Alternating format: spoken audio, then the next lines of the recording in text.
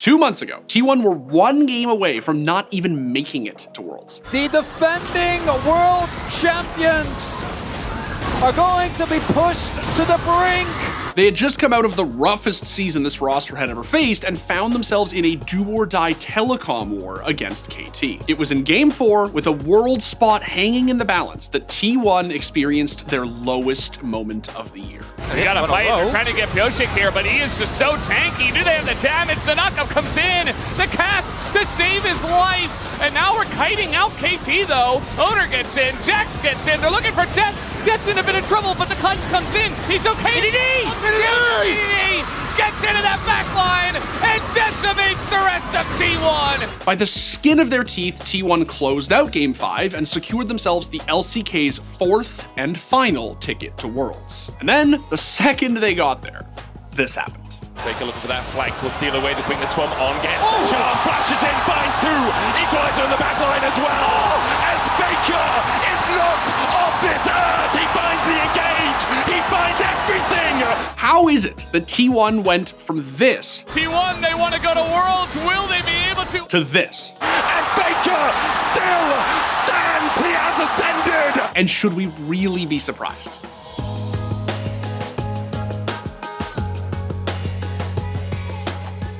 Before we get into today's video, I want to thank our sponsor, ESPN Bet. Look, here at theScore Esports, we know that just like us, you're all big sports fans too. And if you're looking to bet on sports, ESPN Bet is the absolute best place to do it. ESPN Bet is the official sportsbook of ESPN. You can sign up now for ESPN Bet to claim your new player bonus, and for a limited time, also unlock access to 30 days of ESPN Plus to stream exclusive live sports. Download the ESPN Bet app using code esports via the link in the description and get started today. Now let's get back to today's video.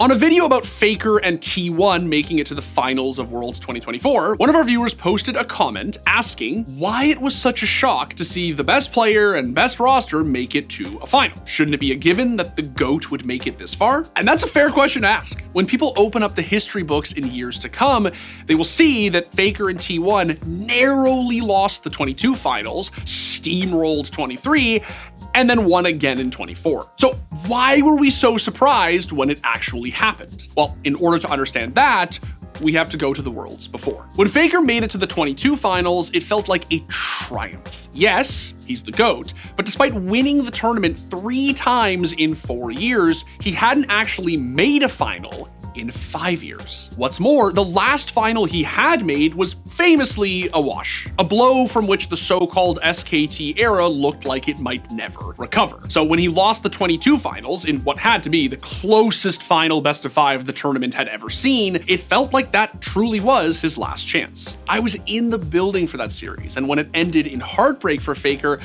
I remember thinking, man, that must sting even more than 2017. I think the prevailing sentiment was probably, hey, it would have been nice to see the GOAT win a 4th title, but alas, it's not in the cards. Because though the GOAT he may be, there's no way a 26-year-old mid laner with a bad wrist makes it to a 6th world final, never mind win it. So when T1 made it all the way back in 23, it was genuinely stunning, especially because it was Faker who got them there. TP coming in, Faker looking to make the play against Ruler. Owner goes in, and again the combos are clean. The hostile takeover is damn well hostile.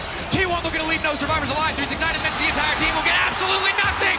T1 in the clutch are too damn clean. They steamrolled that final, of course, and the community thought, all right, that was for 2017. Homie had some demons to exercise, but he got them out of his system. Now we can go back to our regularly scheduled programming where Faker is not winning every tournament in the history of the game. And that's sort of what happened. T1 didn't just fall off, they kind of collapsed. Faker and co lost their opening series of the season to domestic rivals Gen G, and on the same day, they came under fire for distancing themselves from the other 9 LCK teams who had taken a public stand against the league's profitability, investment, and operational issues. They did go on to have a killer spring, but narrowly lost the finals to, you guessed it, their kryptonite, Gen G. One last attempt, one last package. He's gonna try to send it. Owner with the Crescent Guard keeps it alive, saves is desperately trying to stop this one from ending as the GA is going to be utilized. He goes in and annihilates them underneath the tech that exits, and that will do it. Gen G will take the 3-2 victory. They will win.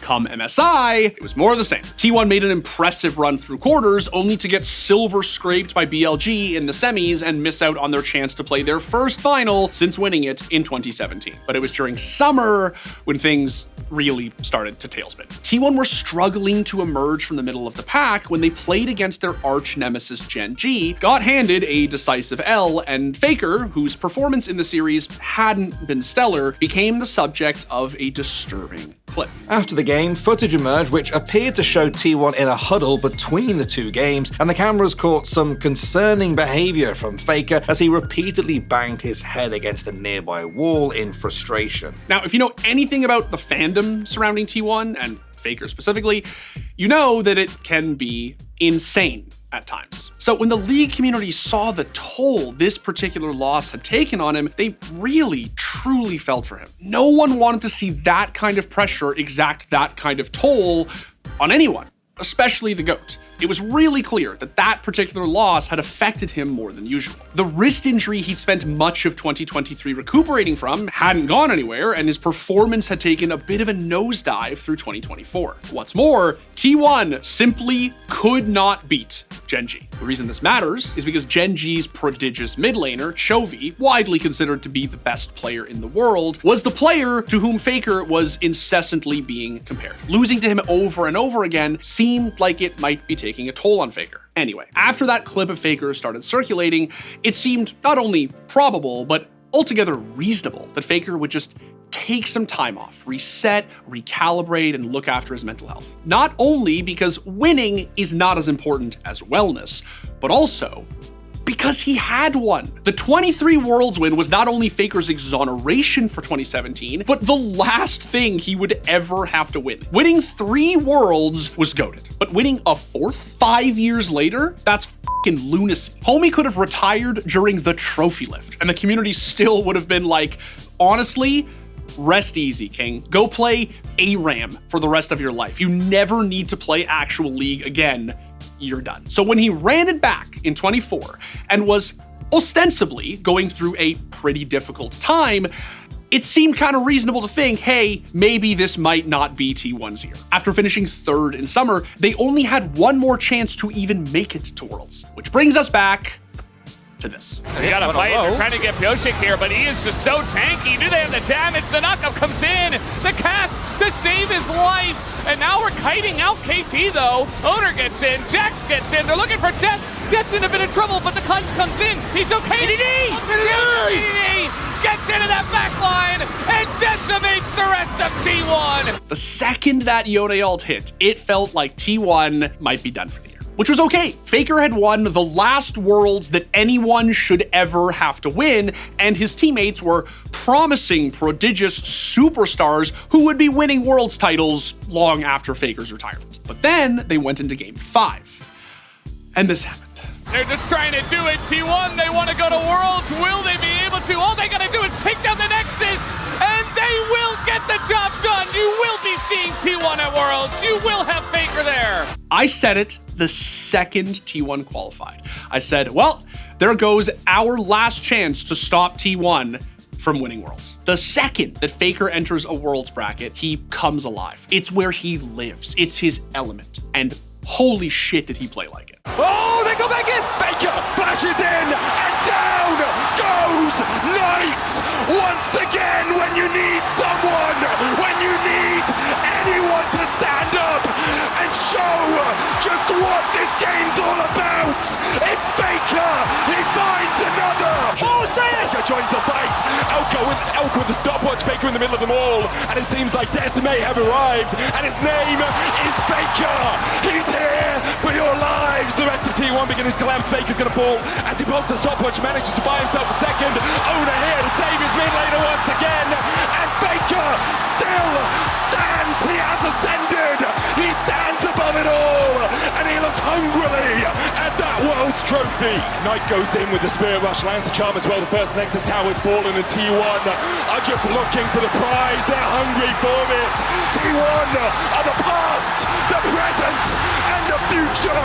A new era, the same empire. T1 are your 2024 world champions. I did call T1 winning Worlds the day they qualified. That's not a meme, that's real. Because that's what this roster does. They win Worlds titles. Not domestics, not MSIs, Worlds, the big one. Better than any roster in history, and Faker better than any player in history. But yes, it was surprising, even though in retrospect, it wasn't. I know that was a bit long-winded, but I hope it answers our commenter's question. The idea that even Faker would be able to make 3 Worlds finals in succession, win 2 of them back-to-back, and have the second one be in a year where they had a terrible season in League's most competitive era is unthinkable, even by Faker standards. But that's why they call him Unkillable. Thanks for watching. If you want more content like this, hit the sub button and ring the notification bell. For unique, bite-sized videos you won't find anywhere else, hit us up on our Twitter, Instagram, Facebook, and TikTok.